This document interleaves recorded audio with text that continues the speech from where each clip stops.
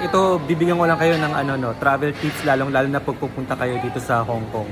So, merong offer ang Hong Kong government, no, na for every tourist na darating sa kanilang bansa ay meron kayong 100 Hong Kong dollars na incentive, cash, voucher, or reward or a coupon, no, na pwede mong gamitin or i-redeem, no, sa kanilang mga partner stores or mga partner na restaurants.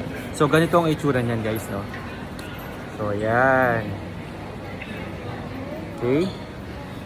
Okay, so ito, nakuha namin to, guys, no, sa airport. Pagdating namin and paglabas namin ng immigration. So, 4 itong nakuha namin ngayon because 1 passport is equivalent to 1 Hong Kong night trips, which is equivalent to 100 Hong Kong dollars. Make sure lang, guys, na gumagana ang inyong local Philippine number because yun ang gagamitin nila, no, to activate it.